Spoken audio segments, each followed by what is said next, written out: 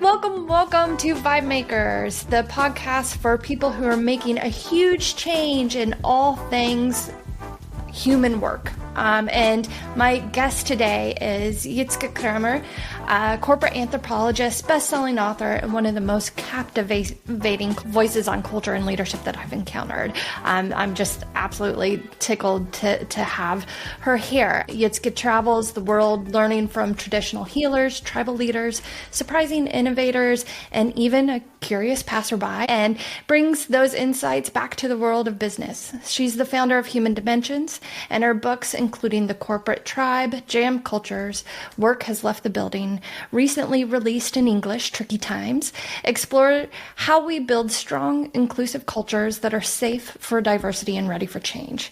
Her work has been recognized globally, and she's known for delivering deeply insightful, no fluff keynotes that challenge the way that we think about power, rituals, collaboration, and leadership. So what I love the most is Jitske has a way of making the familiar seem strange, and at the same time, strange feel suddenly familiar. So, and in today's conversation, we're exploring just that, how anthropology, mindset can help us lead through tricky times and create cultures that actually work for humans.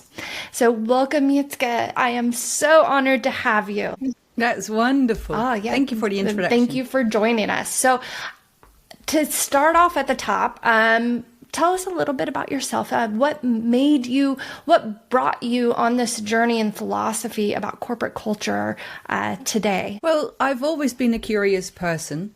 So I always wondered, why do people do the things they do? And when they encounter people who do stuff differently or believe in different gods or different ways of doing stuff, why are they not just curious and happy, but why do they get angry and tend to have conflicts? So as a child, I was wondering about that. And then if you have those type of questions, well, anthropology is a good way to go. Yeah. So really tapping into the question, how do people shape cultures? How do cultures shape people? And then by accident, basically, I entered organizations and noticed how funny things people do in organizations. We have a language we only use there. We have rituals which you don't do at home. So I got intrigued and sticked around with the corporate tribes. I love that. And in your keynotes, you put on repeat, culture shape people, people shape cultures. And for me, in the work that I've done in the past on culture, it's really hard to put that into words. And I think that sums it up so eloquently and nicely.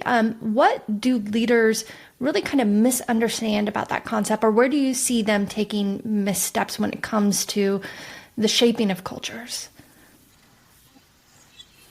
What I see leaders, but people, many times misunderstanding that, we have these things which sometimes, I don't know, in my language to say it's the blue culture. So it's like the things which are fixed, the strategies, the culture, the strategies and the structures and the KPIs, and we need to have that all in place. And then culture is perceived as something, if you have time, it's with HR, it's something with behavior. So we split that. But the thing is that it's not two things, it's one world. So we have a world of PowerPoints and KPIs and strategies, which is pretty much linked to the world of behaviors, feelings, and views. And if you misunderstand that, you can think that you can create your organizational structure or your organizational chart. And then afterwards, if you have time, work on the collective behavior. But it's not the case. The things which we feel are valuable and the views we have for the world and how we behave, they will reflect on how we shape our reality. So it's a double bind. Yes. I've had so many leaders and founders actually, task me with culture, but then they equate that to a certain activity or a nicety or a benefit or a perk, and not really an output of what they're putting in with their daily actions and the ecosystem that they build for their organization. That reciprocity between the two is so paramount. So I think that's so important. Yeah, if you look at it like that, it's like culture becomes an activity, a team building activity, or eat something nice, or have music. But it's all part of that. When I look at culture, it's really, if you start a business, if you work in a business, the first things people do, they start creating cultures. So culture is linked to, how do we give feedback to each other? What do we do with time? What do we feel is respectful? How do we deal with people who are new to the group and who leave the group? All these things are at the core of an organization. So it's not a nice to have. It's not, and some people say, I find it, it's soft skills and I'm not really attached to that. No, it's part and parcel of being human beings, also when you work and live in organizations. So, and leaders, they shape the culture with every interaction they have and with every decision they take. So it's pretty hard. It is like no pressure, right? It's just like, it really is shaped. And in your most recent book, Tricky Times, which I am, again, just enamored with, the language and the clarity that you bring to what culture really is. But you talk about liminal space, and how leaders have this paramount role within that space. Can you tell me a little more about that and what sparked the idea for your book, just in general with Tricky Times? I mean, it really kind of all centers around that liminal space and moving forward. Yeah. Yeah, it does. Yeah, I was intrigued that in so many places, in so many organizations and societies go through transformational stages. So there's no leader who doesn't use the word change or transition or transformation. So I wanted to get hold of, what does it mean? What does it mean with a whole group, a whole organization, and maybe even society, and maybe even global, go through a change process? And I think we are. And if you look at how we go through transformation, we human beings, anthropology says we need to go through a liminal space. And liminality is a word which was coined by Arnold van Gennep. He was an anthropologist in the early 1900s. And he studied small societies where he noticed that when people go through transformation, let's say from a boy to a man, or when you marry, or, when there's life changes, you enter a different stages, which is basically you separate from what you had. Then you have a space of not really knowing. You know that what was no longer is, but what is not yet there. So it's a liminal. It's betwixt and between two storylines, and you build the new storyline. You make your new choices, and then you integrate that into a new type of world. So that's how people transform. So these 3 stages are interesting because as a human being, as a person, I think everyone recognizes it. If you fall ill, you separate from what you was, especially when it's a long-term illness, and then you need to grab who you are. You have your questions around your identity. What should I do? And then you start building and choosing and hopefully get better. And then you integrate again. And then you take on things you learn during that liminal space. Well, the same thing counts for organizations. The same thing counts for societies. And in organizations, what we see is everyone working with change programs. They do, you prepare a lot for the kickoff session. Right. And you have this special day and everything needs to be in place, and you prepared everything. You have the kickoff. And then we think it's finished. But we need to realize that kickoff sessions are separation rituals. The kickoff is separating us from the old. And then we usually enter, okay, so what's next? So how do we do that? I need new skills. I don't like it. I do like it. I'm happy. I'm not. So you have this mix of emotions, creativity. You have people mourning. You have people not wanting to go. You have people who feel that they lose privileges when we enter the new state. And you have people who say, well, yeah, now I can do something new. And that's liminal. And then slowly by slowly, we build new routines, new collective behaviors, new norms. We create a new physical world, maybe with new processes, and spend money on different things. And then we created a new reality. So this liminal time is crucial if we want to go through transformation. Yes, I mean, any transformative event that liminal space, and you hit the nail on the head of, there's some people who are, I don't want it. I want to go back to stasis where we started out, as opposed to that new future that they're moving into. And so do you have any, you had mentioned rituals and cues, that you have the one kickoff ritual, but then there needs to be other cues and rituals moving forward. Any tips or suggestions for leaders that are within that liminal space and they're taking people along the journey with them, and how to get them moving forward to that next step? Yeah. Well, the first thing is to realize that, like, Tricky Times is not a management book. It's not a book with tips how to do it. It's really understanding the process. And if you understand that process, I'm sure everyone knows what to do. So the main thing within that liminal space is that people feel uncertain. So there's high levels of uncertainty that links to anxiety, first of all, with the leaders. So for leaders, they need to be able to hold their own uncertainty, because they need to carry the group as well. So that's the first thing. So feel certain with not knowing. And to do that, we human beings love having rituals, because rituals are the stepping stones which guide us through uncertainty. There's different type of rituals with different functions. One will really make sure that we go from one stage to the other. Some are repetitive. With some rituals, we have this communal feeling.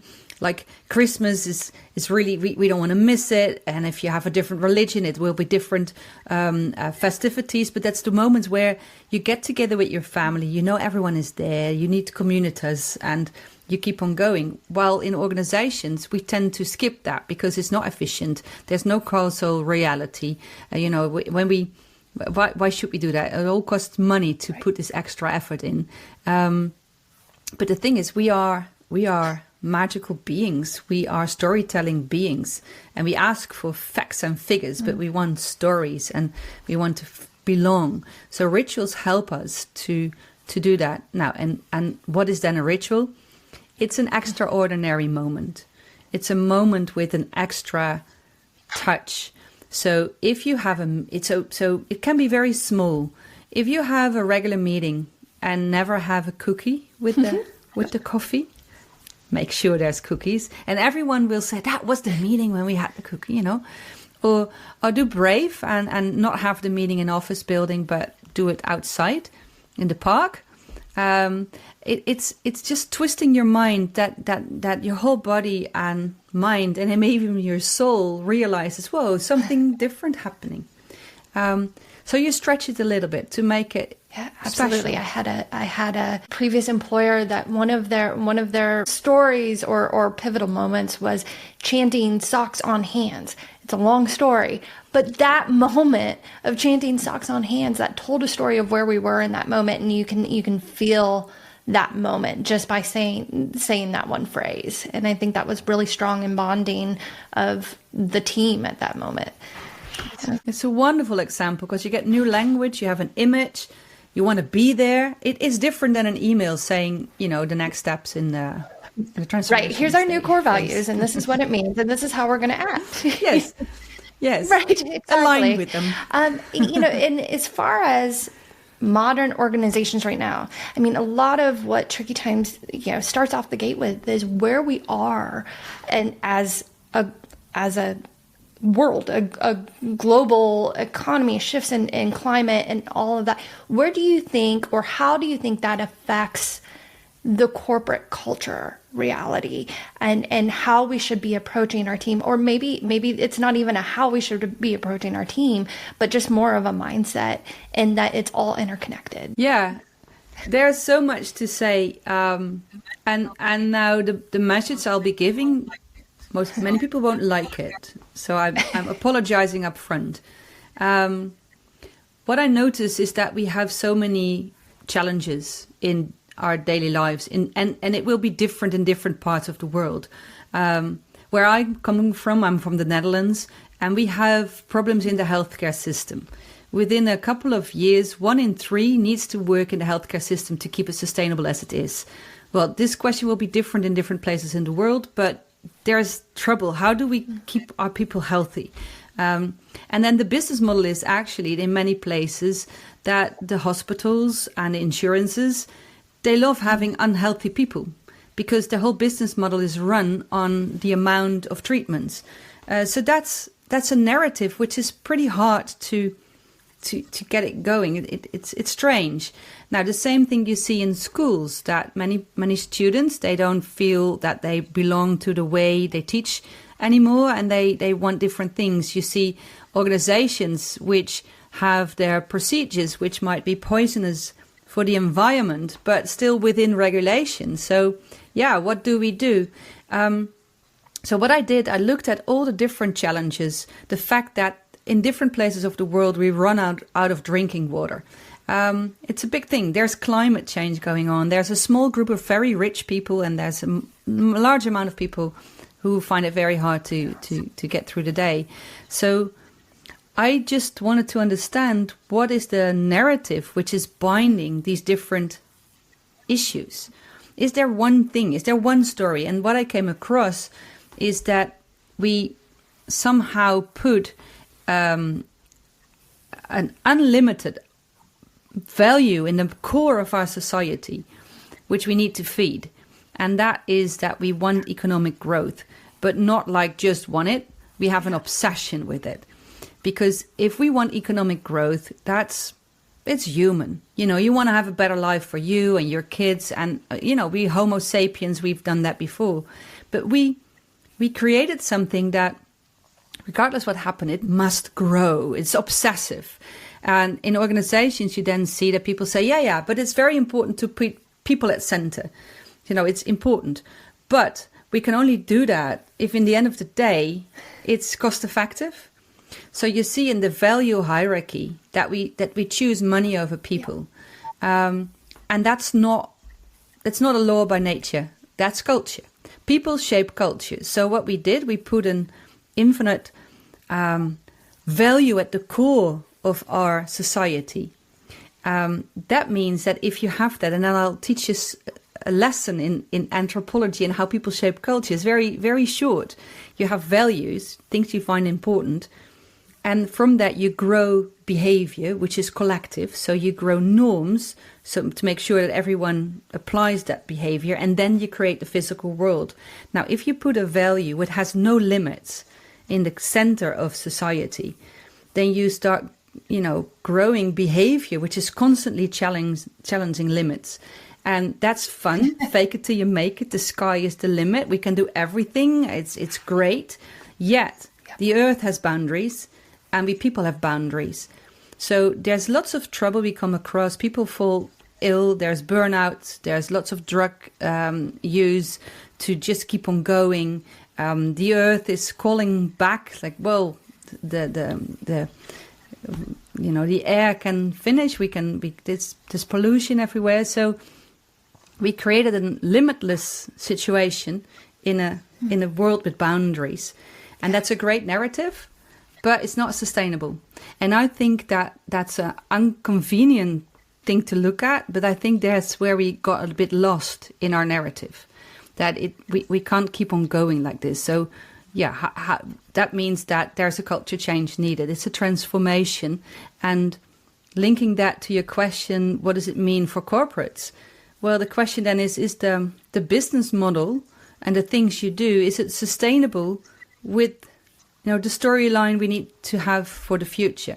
And that's an ethical question. It's a moral question. And not everyone is happy when I raise it, but I think we should have a conversation around it. And it makes me think of just an example of even the resurgence of AI and how corporations are actually approaching it. And that, I just posed this question of, is it a way to reduce cost, or is it a way to free up the people that work within your walls and in your organizations? And that to me is a very ethical question of how are we using these innovations in a very, to your point, a very limited world, so to speak. Yeah, it's wonderful if you gain time by using AI. Right. Whose time is it? So that's where you see some organizations go from 5 days work to 4 days with the full salary and full productivity. Because if you have a business model where people are paid by the hour and that your product is paid by the hour, then if you win time, that will go into the business model, in the profits. But if you have a business model or a way of working where you say, no, I'm not hiring your time, you're not a slave of me, I'm hiring for your results, then if you get to your results quicker, then that's great. You still have the results. So AI is challenging our frameworks on how we divide work together, what reciprocity systems are. And the thing is, if you look at the fact that we have this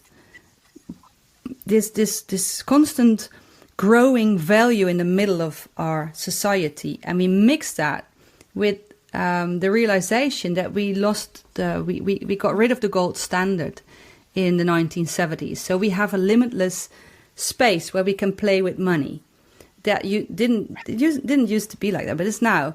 And then there's globalization, where it's limitless, because if you try to hold an organization accountable for what they do in a certain space, for taxes or pollution or whatever, they say, well, I'll go away. So it's kind of hard to put limits to it. Then we have internet, which is a limitless space where people don't want restrictions, and they call it the free world and free speech, not realizing that the internet is free speech, but it's linked with algorithms which are linked to power structures. So it's not that free. So we have created a world which is unique for our humanity, where we have tools like AI and internet, which are limitless, where we have constructs where it's globalization and limitlessness, and then limitless, play with money. And the strange thing is that this links into this value, which is limitless, like constant growth. So we created a world where everything which is linked to a liminal space, which is a space without boundaries, which betwixt and between, which should be a temporary stage where you imagine stuff and then you choose and then you continue. We made that into our standing culture, and we call it agile and VUCA. Yeah. And it's fun in a way, because but it's very hard to make choices. And every organization has that. We have all these things. It's hard to put priorities to stuff because everything needs to be done, and today and yesterday. So we overheat it. And the challenge is, so who says stop? Right. So I'm not going to do it. You drive me crazy. So if there's too much stress, we can look at ways with another massage and a nice fluffy office space, or we say, well, we just do too much. Let's make choices.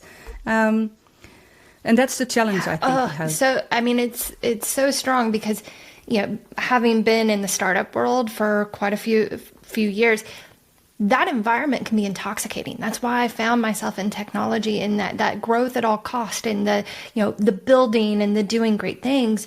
But that does come at a grave cost. And then you see a lot of that in the HR industry in particular, because you have a lot of burnout and you have a lot of blame and fear and shame for things that are beyond their control. What you said earlier, around these narratives, and I'm kind of reflecting back around the narratives and the book, but the way you say that we've created this limitless world, and it makes me think of the individuals who are creating the false narratives. There's always the story of how we get to that limitless world and whatnot. And you reference that in the book of there's the people who give those false narratives. Do you mind shedding a little more light on what you mean with that? Yeah. Yes, sure. And it's like the false narratives, but a step back, it's the tricksters. It's a trickster archetype. And when I started doing this research, I never really knew the word trickster. I never really gave it a second thought. But the thing is, we need them, but we need them in the right place. So tricksters, it's a metaphor. It's how do you call that? Archetype. So it's not a function profile, it's not a person, it's an archetype. And as archetypical beings are in all our stories. So if we think of our myths and the different stories which we have in different cultures and movies, there's always this trickster figure. And they will challenge the status quo. So Jack Sparrow is a trickster, and Anansi the spider is a trickster. And in my part of the world, Reinhard de Vos is a trickster. Pippi Longstocking. Yes, there you go. Longstocking. Pippi Longstocking. It's like a trickster. So it's fun figures. And you need them when things are stuck, because they challenge the status quo, they play with boundaries, they make fun, they sometimes lie, like Pinocchio is a trickster. And Pinocchio lies not because he has a strategic plan, he just does. So they're fun. But the thing is, they need to challenge leaders, and they need to challenge the existing structures and order. But that means that the leaders should never become tricksters. And this is where we go wrong. So what happens in a world where we admire people who can constantly play with the rules and who can constantly trick the boundaries and the limits, because then we can have an unlimited growth, we think that the archetype trickster is then the best archetype to put on leaders. And that's what we did. And that means that if you do that, then in many places you'll get Jack Sparrow as CEO and Pinocchio as political leader. And I'm so afraid that we did that. And that means that the trickster, which is a fun archetype, it's an energy all of us carry because it's cool. The sky is the limit. You can do anything. It's fun, and you make fun of it, and you don't care. It's rebellious. But if you have 20 people like that in your board of directing, it's a bad idea. If you have politicians who play the game all the time and who don't look at science at all and just make stuff up because it sounds good, it's not such a good idea. It's, if you think about people shape cultures and how they do that through interaction and decision making. That's how we shape our world. Our world doesn't fall from the sky. We create it together. And together we decide, we spend money on this and not on that. We think this is good and this is bad, this is right, this is wrong. And we do that through interaction and talk. Now, it's helpful if that interaction is based in some kind of reality, because then we have the facts and maybe tweaked a little bit, but it's still rooted in facts. And then we take decisions based on that. And then the chances that the hopeful chances that we create and we decide things which are good for us, for our neighbors, for the planet, for everyone, for all the stakeholders. Now, if it's not based on fact anymore, then we have a tricky world where we kind of lost in a narrative. It's hard to call it. The narrative is fun. So for the people who are part of the party, so for the ones who are, there is an expression in the Netherlands I tend to like. You have a cookie and there's a chocolate side on the cookie. So if you're on the chocolate side of the cookie, that's the best place to be. Then the party is fun. There's growth, there's wealth, there is economics, there's there's privileges. And then it's annoying that story needs to stop. But the thing is many people in the world are not on the chocolate side. They're on the other side. Mm-hmm. And they are angry. And they should be, because it's not equal. It's no equality. People are poor. Other people are still misusing their power in business models, maybe by regulation. But still, we don't have a very fair reciprocity system in the world. So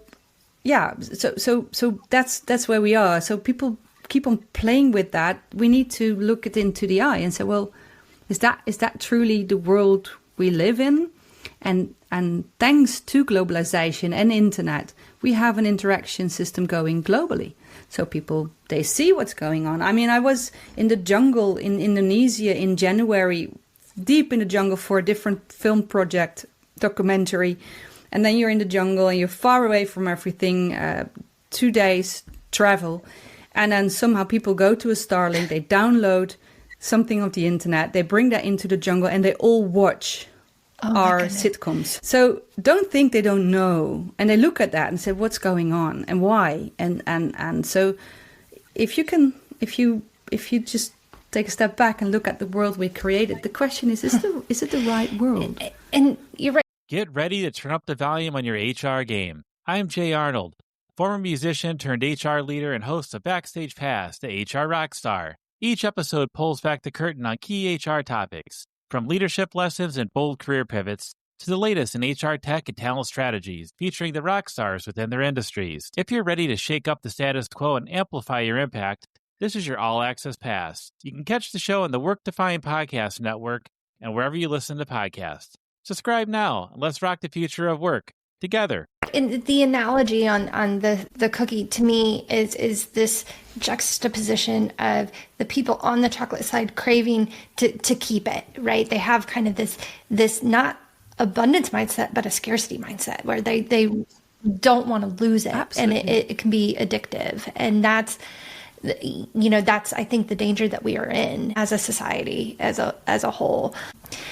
And you had mentioned your travels, and I do want to touch on a little bit from your field work and remote villages and places of conflict, because you were talking about archetypes. What else is out there? Like what roles, have you observed and how they shape that culture? Oh, there's so many. So, one which really stuck out, if we think about transformation and change, then the question is, and I talk about that in Tricky Times in chapter 6, is who should guide? What's the leadership needed in those tricky times, in those uncertain times where we have storylines and what else we have and conflicts of power, wild stories, we have imagination. So how to deal with that? Who's carrying that? And then you see that there's chiefs in tribal villages, in every village, in every family.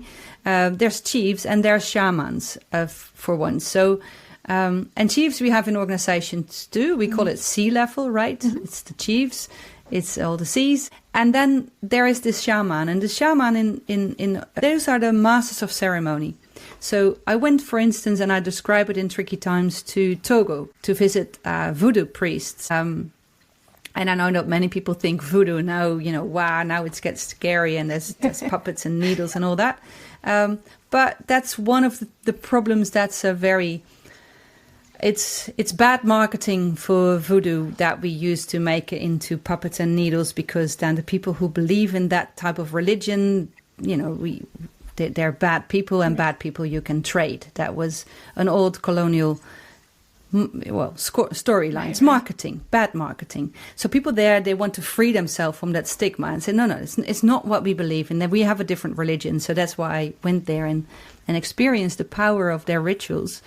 And I talked to the shaman, the priest at that point. I said, what's your role in your village? What's your power? What do you need to do?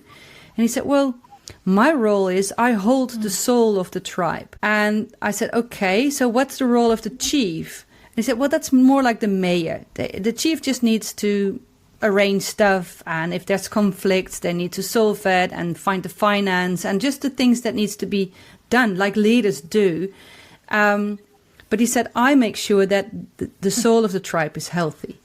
And if you translate that into organizations, at first glance, it might seem very far away or exotic, but we have shamans in organizations too. We just call them differently. It's the facilitators. There are some people in HR who have that role. Not all of them. Some are doing other stuff, but some have this magical that you work with the in-between, that if that person enters the room after that, there will be a different energy or people talk differently. So we have facilitators. We have some consultants have that role. And they can work with, we call it the soul of the organization. You can say it's the spirit of the organization, the DNA of the organization, the mission, the vision, the whatever is the untouchable, the things you can't really touch, but you all know it's there. That's magic.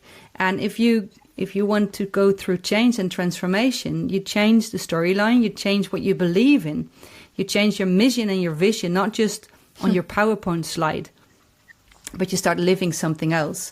And that's something the leader cannot do. The leader can see that it needs to be done. The leader can allocate money and free time. And then there needs to be someone else who carries that process of reconnecting to the spirit, which you might call the mission. and find a new storyline. And that's the one holding the soul of the so tribe. good. And I mean, it just as I've like founder-led cultures and whatnot, that chief role, that really was such a big lesson, in the book. What's one piece of advice that you would give a CEO or top people leader for their organization? What's one thing that you really want them to take away? I think that everyone should realize that the core process of us being human together is interaction and decision making. So optimize that.